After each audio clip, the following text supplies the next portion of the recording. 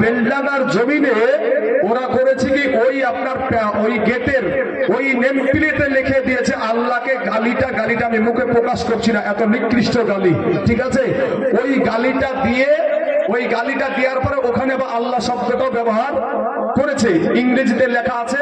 আমার কাছে ভিডিও ফুটেজটা আছে, আমার শ্বশুর বাড়ির তরফ থেকে আমার কাছে দিয়ে পাঠাচ্ছে বাবা। তো দেখলাম ওখানে যে এমন ভাবে গালিটা দেওয়া হয়েছে। কিছু মুসলমান ছেলে বাবাজি পূজাতে যেতে পারে, তারপরেও কিন্তু তার কোরআনের অবমাননা সহ্য করবে না। মদের আড্ডাতে বসে থাকতে পারে, কিন্তু আল্লাহর ব্যাপারে অবমাননা সহ্য করতে পারবে না। কিছু ছেলে গেছে ওই জায়গাতে, গিয়ে দেখছে যে গেটে লেখা আল্লাহর নাম এবং আল্লাহর শানে গালি। ওই যুবক ছেলেগুলা ওখানে আপনার তাদের সাথে জড়িয়ে যায়, তাদের সঙ্গে একটা বিবাদে জড়িয়ে যায়। ওই ছেলেগুলাকে বাবা তারা আচ্ছা তাকে যে ভাঙু পেরেছে মেরেছে। মারার পরে বাবা ওই দেশে মুসলমানেরা চতুর্দিক থেকে মুসলমানেরা যখন এসে হাজির হয়েছে, বিএসএফদের গুলি, র্যাব বাহিনীর গুলি তাদের বুক ঝাঁঝরা করে দিচ্ছে। এ বাবা, এ যুবকেরা, মুসলমানেরা, ভাই কয়দিন বাঁচবি? তোর দেশে যদি এটা ঘটে, তোর সাথে যখন ঘটবে, তখন তোমার সাথে যখন ঘটবে যুবক ভাই, তখন আজ তুমি রাস্তায় দাঁড়িয়ে থাকতে পারো, আজকে তুমি বাজারে থাকতে পারো, কিন্তু তোমার মুসলমান ভাইকে মারে, তোমার যুবক ভাইকে মারে, তোমার কালেমার ভাইকে মারে, তুমি মুসলমানের বাচ্চা হয়ে কেমন করে তুমি এদিকে ওদিকে ঘুরতে পারো? কথা বলা ঠিক না বা ঠিক? বাবাজি আমার সোনামানিকেরা, দিল্লির জামে মসজিদের ইমাম একবার আমাদের কোরআনের ওপরে বাবাজি মামলা করা হয়েছিল কলকাতার হাইকোর্টে একবার মামলা করা হয়েছিল। তো দিল্লির জামে মসজিদের ইমাম বলেছিল, দিল্লির জামে মসজিদের ইমাম আব্দুল্লাহ বুখারী বলেছিল যে সারা পৃথিবীর মুসলমানদের মগজ, সারা পৃথিবীর মুসলমানদের বুকের খনি, চোখের মনি, এই কোরআনকে যদি কেউ ব্যান করে রাই দেয়, আমি আব্দুল্লাহ বুখারী বলছি তার বুকের উপরে পা তুলে দিয়ে, হাত দিয়ে তার জিহ্বায় টেনে ছিঁড়ে ফেলতে বলে সুবহানাল্লাহ। আমরা সেই মুসলমান বুঝি না তোর লীলা, আসমানেতে বসায় আছো, চাঁদ সূরজের মায়া রে, প্রেমের খেলা খেলছো দয়াল রে, দয়াল তোর খেলা চমৎকার, আর না পেতে মানুষ বানায়া আজকে বসাইছে বাজায়া, আহার রে প্রেমের খেলা খেলছো দয়াল রে,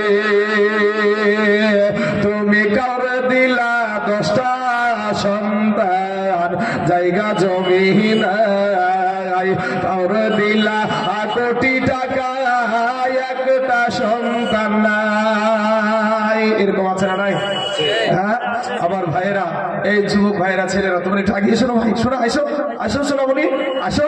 এই তো আলহামদুলিল্লাহ আগিয়েছেন ভাই, আপনাদের পায়ে হাত, পাগুলো বাড়িয়ে দেন, আমি আপনাদের পায়ে হাত দিয়ে বলছি, একটু আগিয়ে আসেন না বাবা, আগিয়ে আসেন ভাই। আজকে যে সমস্ত যুবকেরা, রাস্তার ভাইরা, তোমরা কি হিন্দুর ছেলে?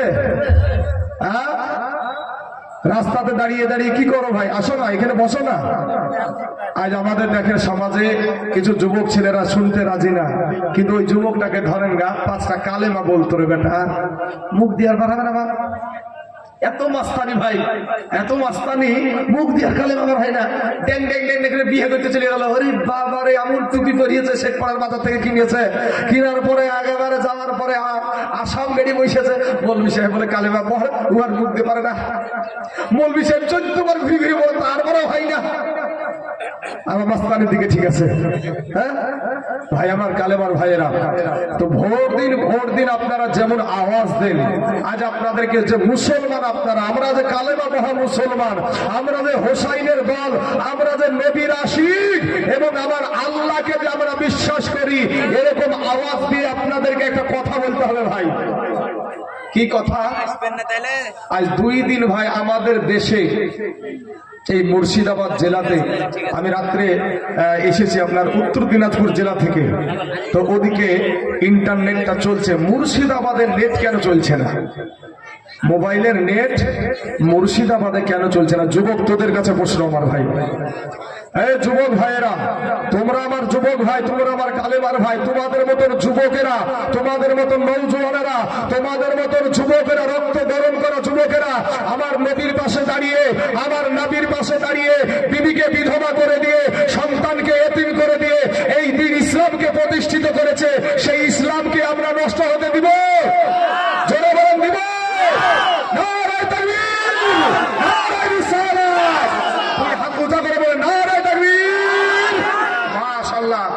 দেখেন, মুসলমান সব সহ্য করতে পারে, মুসলমান সব সহ্য করতে পারে, মুসলমান মদ খেতে পারে, গাঁজা খেতে পারে, তাড়ি খেতে পারে, কিন্তু আল্লাহ এবং আল্লাহর নবীর সাথে বেয়াদবি সহ্য করবে না।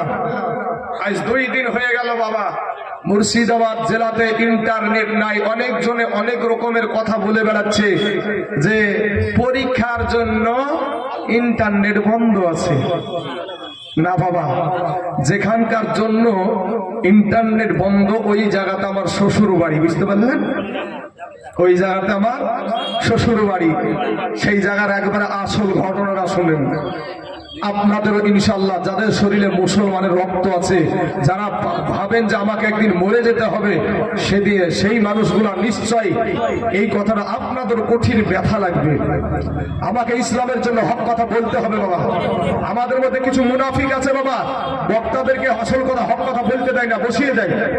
কিন্তু বাবাজি, তোমার জালসা করলি যে আমাকে আল্লাহ রুজি দিবে, না হলে দিবে না, এরকম তো না। জালসা করলি যে আমাকে আল্লাহ রুজি দিবে, আপনার তো জালসা করেন না, আপনাদেরকে আল্লাহ খাবার দেয় না? মায়ের পেটে আপনি আমি খেয়েছি না খাইনি? মায়ের পেটে কে বেঁচে রেখেছে?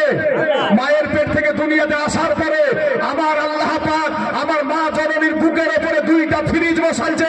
দুনিয়ার কোন এমবিবিএস ডাক্তার না, কোন ইঞ্জিনিয়ার না, কোন বাবাজি, কোন বাপের বেটা না, আমার আল্লাহ আমার মা জননীর বুকে 2টা ফ্রিজ বসায়া দিয়েছে, আমার খাবার রেডি করে দিয়েছে। যদি বলেন সুবহানাল্লাহ। আজ আমার যুবক ভাইয়েরা, রাস্তায় যারা দাঁড়িয়ে আছেন, আপনারাও মরবেন, মরলে 3টে কাফন ছাড়া আপনাকে কেউ কিছু দিবে না। দিবে? আমার গলাটা বাবাজি প্রত্যেকদিন জালসা, তারপরে এত চিৎকারের কারণ আমার নবীর মহব্বতে আমি আল্লাহর পক্ষে কথা বলছি, গলা আমার জাহান্নামে চলে যায়।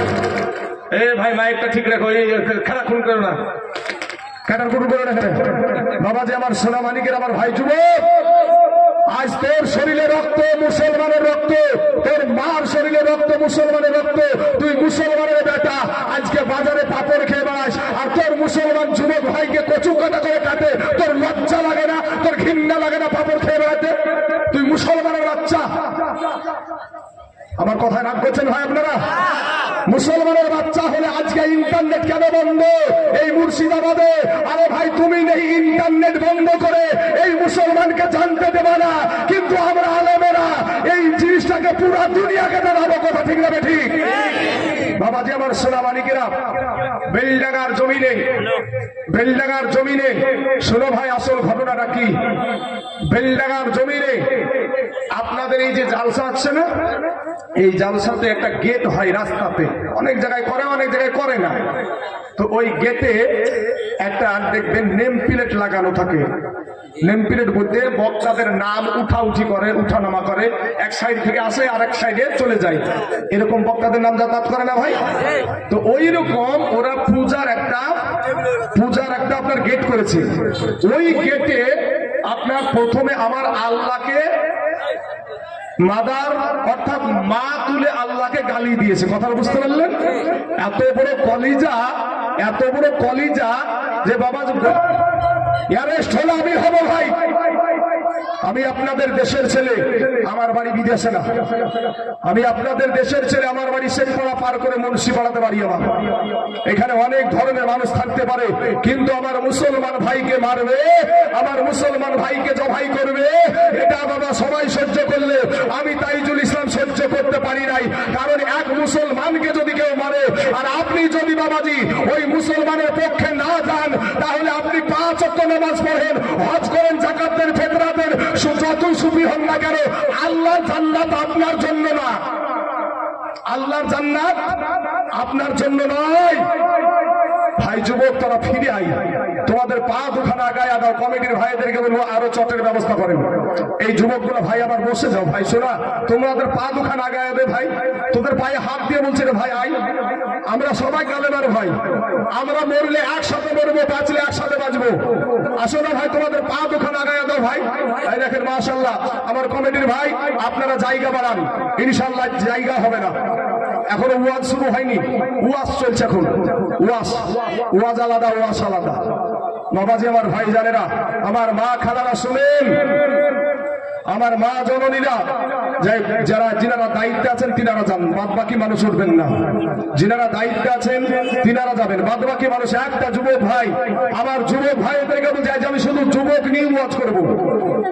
যুবকেরা যে কি, যুবকদের জন্য যে কি হয় না হয়, এই যুবকেরা কি করতে পারে না করতে পারে সেদিকে যাব ভাই।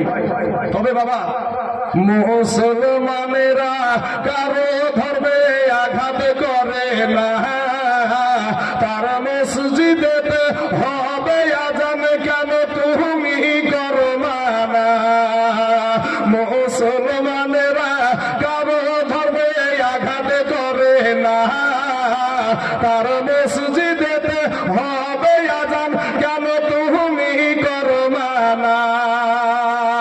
আজানের আওয়াজেতে যদি শব্দ দূষণ হয়, তবে জানবো গাড়ি ঘোড়া কেমনে চলিবে ভাই। এখানে একটা দেখেন মজা, দেখেন কয়টা মানুষ ছিলেন বলেন তো ধর্মের পরে কোনো মায়া নাই? আজ দেখেন ধর্মের উপরে কোনো মায়া নাই, কিছুক্ষণের মধ্যে 10 মিনিটের মধ্যে দেখেন কি অবস্থা। আমরা বাবা গুনাহগার হতে পারি, কিন্তু আমরা নবীর আশিক, আমরা আল্লাহর গোলাম। আল্লাহ আমাদেরকে পাঠিয়েছে, আবার আমাদেরকে আল্লাহ নিয়ে নেবে। অতএব আমরা মরলে শহীদ, বাঁচলে গাজী। মরণের ভয় মুসলমানেরা করে না। আজকে কেন রে ভাই পুলিশকে লেলিয়ে দিয়ে কেন ভাই আজকে হাজার হাজার মুসলমানকে তুমি গ্রেফতার করাছো, তুমি পালিয়ে গেছো, আজ পুলিশের আজ আমার ভাইদেরকে গুলি করে। আমার ভাই যাবে একটা মুসলমান ভাইকে বাবা এই জায়গায় কম মেরেছে, তো এই জায়গাটা এমন ভাবে উঠিয়ে গেছে ভাই। আর যুবক, তোর একটু ব্যথা লাগে না ভাই? এই জায়গাটা এমন ভাবে আপনার উল্টে গেছে চামড়াটা, তুই এমন দেখে, এত আমার মোবাইলে আছে বাবা, দেখে এমন লাগছে। আজকে মুসলমানদেরকে মারে রে ভাই, তোরা আমার কালেমার ভাই, তোমাদেরকে বলার পরও তোমরা শুনতে রাজি না। কিন্তু ভাই যুবক, ফিরে এসো, তওবা করে আল্লাহর কাছে ক্ষমা চাও ভাই। আমার আল্লাহ অতি দয়ালু ভাই। আল্লাহ আদর করে মানুষ বানালছে, আল্লাহ আশরাফুল মাখলুকাত করে মানুষকে বানালছে। এই মানুষগুলা বাবা, এই মানুষগুলাকে আল্লাহ এত ভালোবাসে, আমার মার চাইতে, বাবার চাইতে, বোনের চাইতে, বিবির চাইতে, সন্তানের চাইতে আপনার প্রতি আমার আল্লাহর বেশি মায়া। যেটা বলে সুবহানাল্লাহ। আল্লাহর ওই বান্দাকে যারা মারছে বাবা, যারা গুলি করছে, আজ আপনারা হয়তো ইন্টারনেট বন্ধ হওয়ার কারণে আপনারা জানতে পারছেন না বাবাজি। তবে শোনা, আমি অন্যায় ভাবে কাউকে বলবো না যে ভাই আঘাত করো, কিন্তু তোমার উপরে আঘাত আসলে আমরা বসে থাকবো না। কথা ঠিক না ঠিক? আপনার উপরে যদি ভাই যুবক, তোমরা রাস্তায় যারা দাঁড়িয়ে আছো মুসলমানের ছেলে, তোমাদের উপরেও যদি আঘাত হানো ভাই, তারপরেও আমরা সহ্য করবো না, তাহলে তুমি কেন আসতে রাজি না ভাই? পিছনের জায়গা হয়ে গেছে, বসো না ভাই। আমার কালেমার ভাইরা বস, তোমাদের বাবা মুসলমান, মা মুসলমান, বসে যাও ভাই। আল্লাহ হিদায়াত দান করুক, সবাই বলেন আমিন। যুবক ভাইরা জোরে বলেন আমিন। আমার যুবক ভাই সোনা মানিক, আমার মা এদেরকে বলবো, মা গো, আপনার এই স্বামীগুলাকে অনেক মহিলারা করেন কি, নাকে দড়ি দিয়ে টেনে নিয়ে বেড়ান স্বামীকে। মা, এটা করবেন না।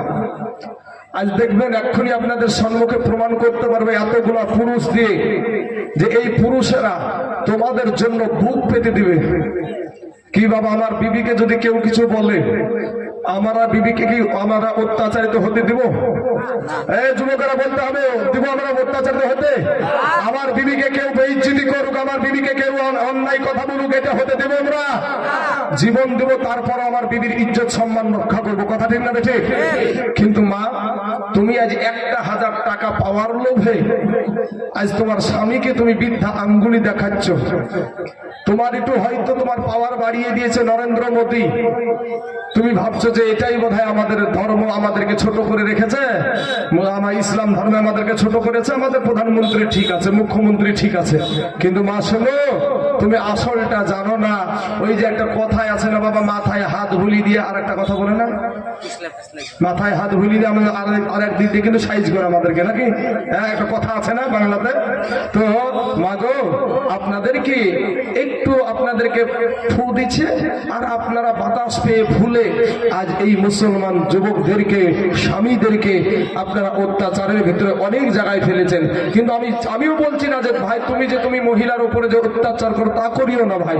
হুন্না লিবাসুল্লাকুম ওয়া আনতুম লিবাসুল্লাহুন্না, স্ত্রী হলো স্বামীর পোশাক, স্বামী হলো স্ত্রীর পোশাক। কিন্তু মা খালা, যেই নরেন্দ্র মোদী বলছে যে ইসলাম ধর্মে মুসলমানেরা ইসলাম ধর্মের নারীদেরকে অধিকার দেওয়া হয় না, কিন্তু বাবা এই ইসলাম ধর্মের নারীদেরকে যতটা সম্মান দেওয়া হয়েছে, ইজ্জত দেওয়া হয়েছে, পৃথিবীর বুকে এমন কোন ধর্ম নাই যে অতটা সম্মান দেওয়া হয়েছে।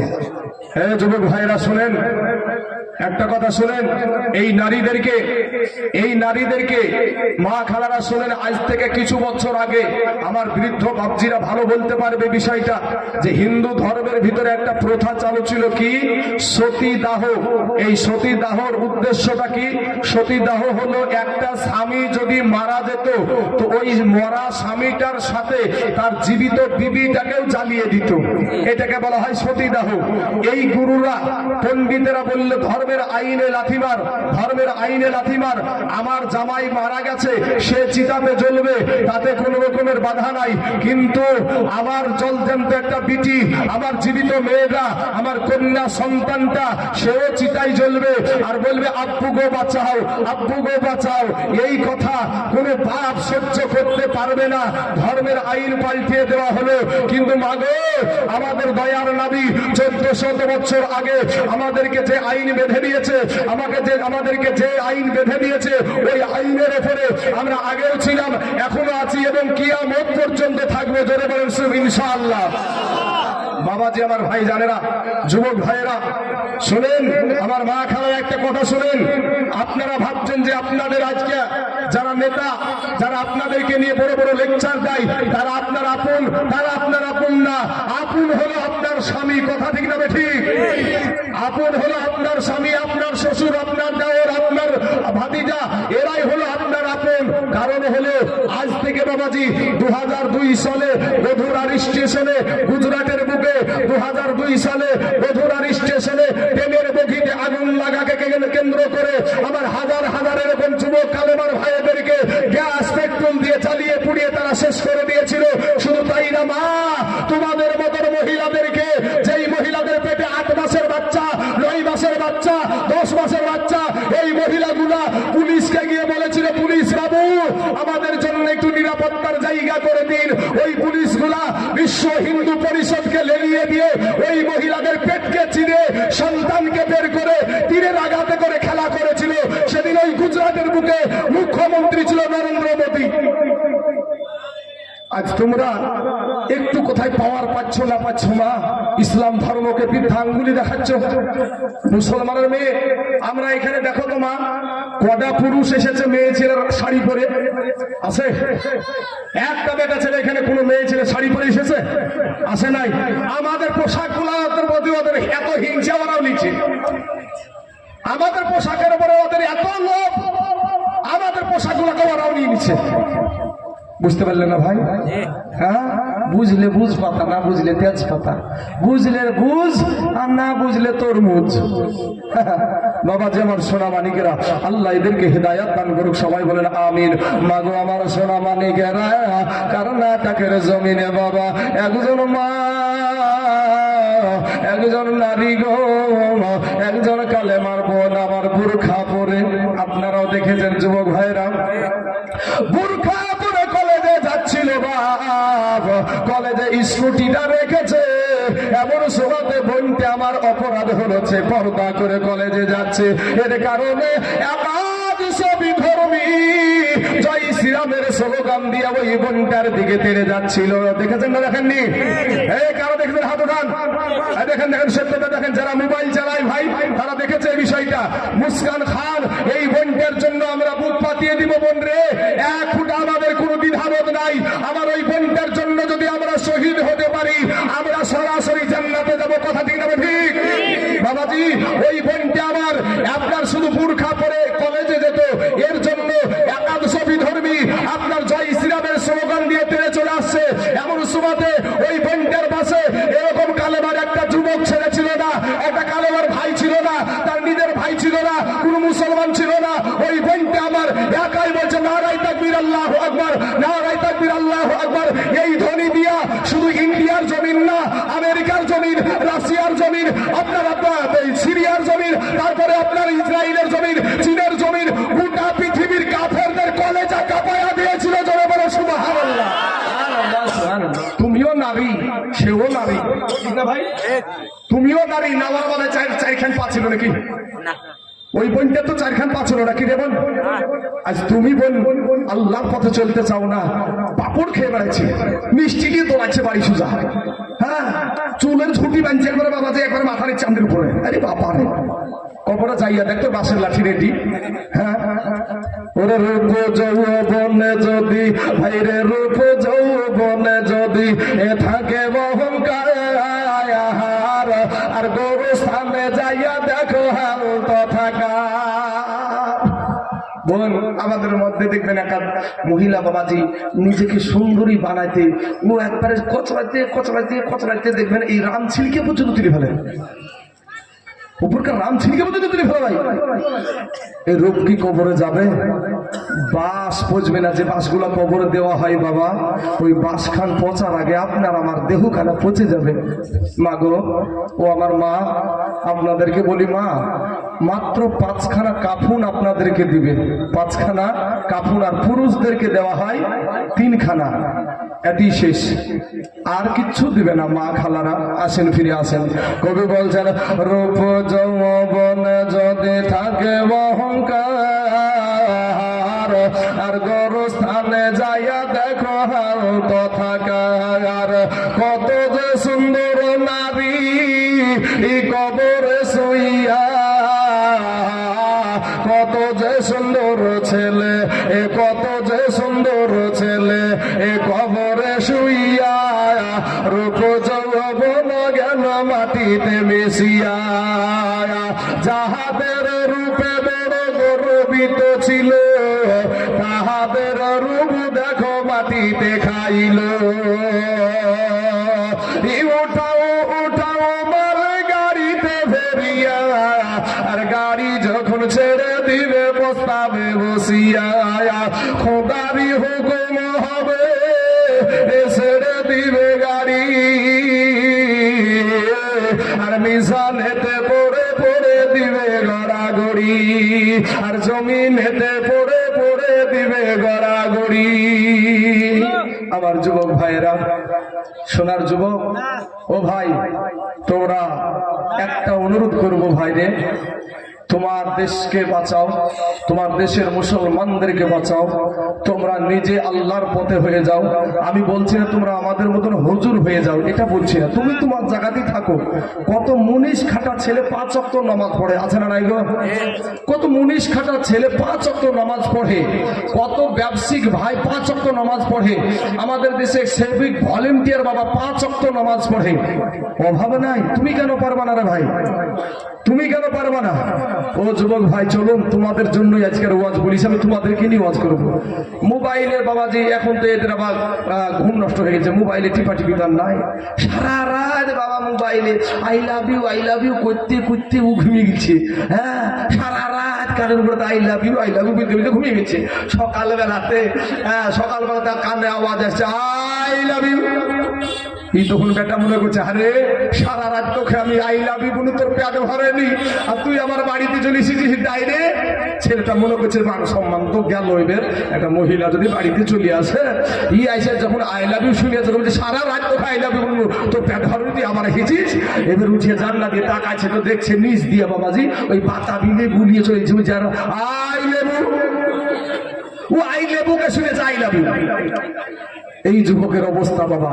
হে যুবক ভাইরা শোনা, মোবাইলটাকে একটু আজকের দিনটা, মোবাইলে তো এমনিতে নেট চলছে না, নেট না চললে কোনো কাজই নাই, তো মোবাইলটা পকেটে ভরে একটু মনোযোগ দিয়ে কথাগুলো শোনো ভাই।